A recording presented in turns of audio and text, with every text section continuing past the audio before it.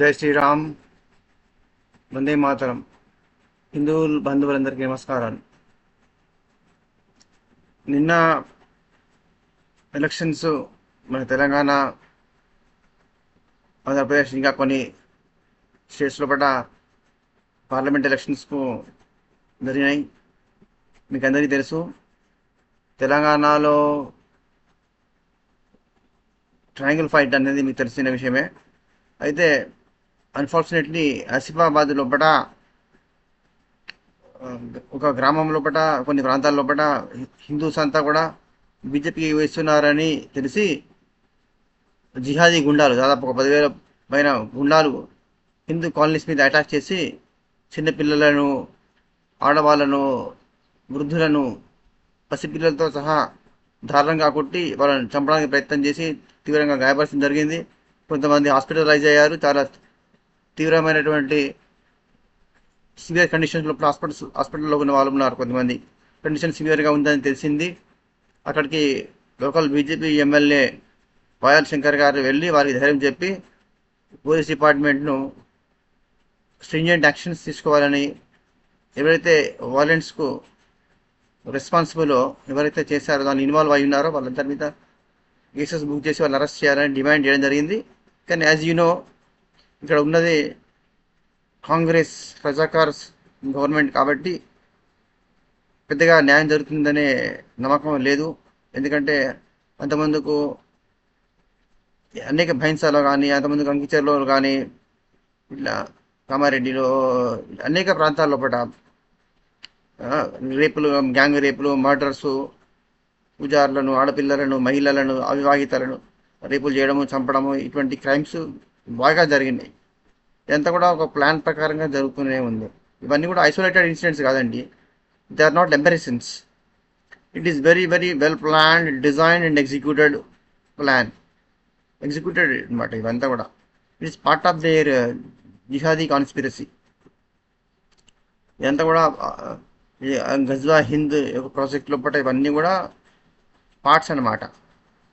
Different లెవెల్స్లో different mode of actions ఉంటాయి. వాళ్ళవి డిఫరెంట్ స్ట్రాటజీస్ ఉంటాయి అన్నమాట. ల్యాండ్ జిహాద్, లవ్ జిహాద్, ఇట్లా నెంబర్ ఆఫ్ అనమాట. బ్లాక్ కరెన్సీ, మాఫియా, అన్నిట్లో ఉంటారనమాట. పొలిటికల్ లోపల, జ్యుడిషియరీ లోపల వాళ్ళ యొక్క టీవీలను, సోషల్ మీడియాను డబ్బులు వేసి కొనుక్కున్నారు. ఇప్పుడు చూడండి, మన మీడియాలో అన్నిట్లలో కూడా వాళ్ళకి సపోర్ట్ అనమాట. కాంగ్రెస్ మనము రేవంత్ రెడ్డికి మీద గెలిపించారు. ఏమైంది? 5 నెలలు అయిపోయింది. పూర్తిగా కంప్లీట్గా కేసీఆర్ లాగానే pro Razakar, pro jihadi government నడుస్తుందా లేదా? ఇప్పుడు హిందువులకు జరిగినటువంటి న్యాయాలకు ఎటువంటి న్యాయం జరుగుతుందా?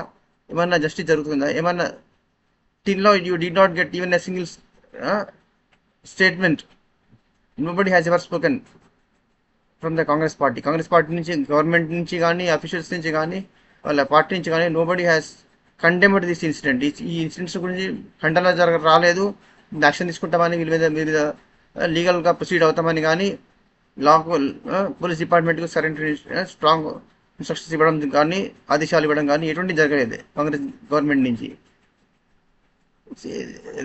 What do you expect from Revanth Reddy? Do you think is different from KCR? No. A pseudo secular government ఉన్నా కూడా వాళ్ళంతా కూడా ప్రో జిహాదీ, యాంటీ హిందూసే, అంతా యాంటీ నేషనల్సేనండి. కాబట్టి హిందువులు కూడా అన్లెస్ వీ గెట్ యునైటెడ్, హిందువులు అందరూ ఐక్యమయ్యి ఇప్పుడు ఇది ఇక్కడ కాంగ్రెస్ గవర్నమెంట్ కనుక సరైన యాక్షన్ తీసుకోకుండా, వాళ్ళు రిహాబిలేట్ చేయకుండా, వాళ్ళకి జరిగిన నష్టానికి ఎక్స్గ్రేషియా ప్రకటించి వాళ్ళకు మానిటరీ హెల్ప్ కనుక చేయకుంటే ఇది ఇక్కడే వదిలేయకూడదు దీన్ని. ఇప్పుడు బీజేపీ వాళ్ళు రిప్రజెంటేటివ్స్ కూడా దీన్ని వదిలేయకూడదు. సెంట్రల్ గవర్నమెంట్ కిషన్ రెడ్డి, అమిత్ షా దగ్గర తీసుకుపోయి తర్వాత పిఎం నోటీస్కి తీసుకుపోయి, బెంగాల్లో, కేరళలో ఏం చేసినా కూడా వాళ్ళు ఏం చేయలేదు. సెంట్రల్ గవర్నమెంట్ ఏం యాక్షన్ తీసుకున్నది ఇంతవరకు? న్యాయం జరిగింది? ఏం చేయలేదు. సబ్కా సాత్ సబ్కా వికాస్, ఓన్లీ ఎకనామిక్ డెవలప్మెంట్ అని మాట్లాడుతూ పోతున్నారు బీజేపీ గవర్నమెంట్. ఇక్కడనేమో హిందువుల మాన ప్రాణాలనే పోతున్నాయి. హిందువుల మాన ప్రాణాలు పోయిన ఎకనామిక్ డెవలప్మెంట్ ఎవరి కోసము? ఎవరు ఎకనామిక్ డెవలప్మెంట్ చేస్తాడు? హిందువులంతా ట్యాక్సులు కట్టిన తర్వాత రెవెన్యూని కలెక్షన్ చేసి దాన్ని ఆర్థిక అభివృద్ధి పాల్పడే, కష్టపడి ప్రొడక్షన్ చేసేవాడు ఫార్మరు. దాన్ని దాన్ని అధిక లాభానికి అమ్ముకునే దళారీలేమో ఇంకొక వర్గానికి చెందిన వాళ్ళు. ఇండియాలో 75 ఏళ్ళ వాడిని చూస్తున్నది ఇదే. పూలు పండించేవాడు ఒకడు, పూలు అమ్మేవాడు ఒకడు. పూలు ఎవరు అమ్ముతారో మీకు తెలియదా? దేశం మొత్తంలో కూడా పూలు పండించే రైతులకు కష్టము, వాళ్ళకు వచ్చేది 10 రూపాయలు. ఆ 10 రూపాయల మీద 100 రూపాయలు సంపాదించే వాడు పూల వ్యాపారి. ఎవడు పూల వ్యాపారి? ఎవడు పూలను పండిస్తున్నటువంటి తోటమాలి. తోటమాలు ఎవరు? పూలను అమ్ముకొని సంపాదించుకుంటున్నది ఎవరు? ఎకనామిక్ డిస్పారిటీ కనబడతలేదు దీనిలో పాట. ఆర్థిక దోపిడీ కనబడతలేదు దీనిలో. ఎకనామిక్ ఎక్స్ప్లాయిటేషన్ కనబడతలేదు దీనిలో పాట. అది దాటి కీపింగ్ ఎసైడ్, ఫస్ట్ మన ప్రాణాలకి, హిందువుల మన ప్రాణాలకే ఎటువంటి రక్షణ లేకుండా పోయింది. దీన్ని ఎస్ఎల్కి ఏమాత్రం వదిలేయకుండా హిందూస్ అంతా రోడ్ల మీదకి వచ్చి స్ట్రీట్ వార్, జంగిల్ జస్టిస్ అనమాట, జంగిల్ వార్, షాహీన్ బాగు అన్ని వాళ్ళేంది రోడ్ల మీదకి వచ్చి వాళ్ళు అల్లర్లు చేస్తేనే సుప్రీంకోర్టు కూడా బెండ్ అయ్యి వాళ్ళకు న్యాయం వాళ్ళ వైపున జడ్జిమెంట్స్ ఇస్తుంది. కంప్లీట్ బయాస్డ్ ఉన్నది. మన కంటెంప్ట్ ఆఫ్ కోర్ట్ అని మనమే భయపడతాం, కానీ వాళ్ళు ఏంది they are simply making statements against supreme court. ఇప్పుడు ఖాన్ మార్కెట్ గ్యాంగు, తుకుడే gang, pseudo intellectuals, communist, Congress వాళ్ళు, రీజనల్ పార్టీస్ వాళ్ళందరూ కూడా సుప్రీంకోర్టు గౌరవిస్తున్నారా?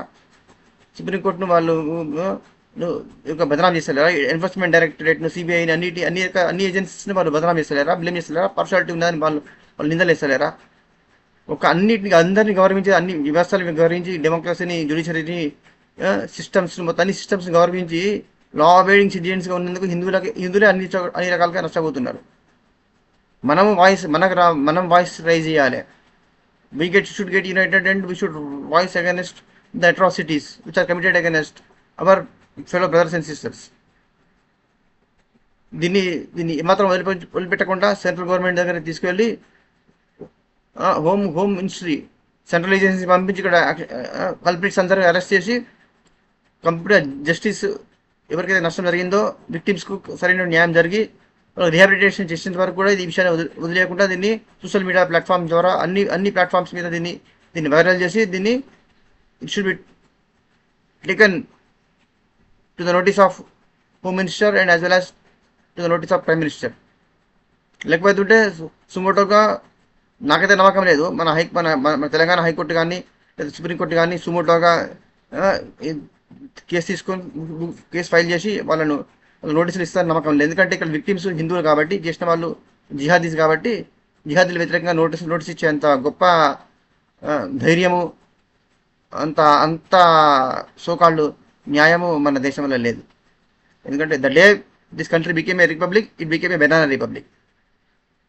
ఇక్కడ అంతా కూడా బనానా రిపబ్లిక్. జ్యుడిషియరీ ఎప్పుడో తన పరువు పట్టుకున్నది, విలువ పట్టుకున్నది.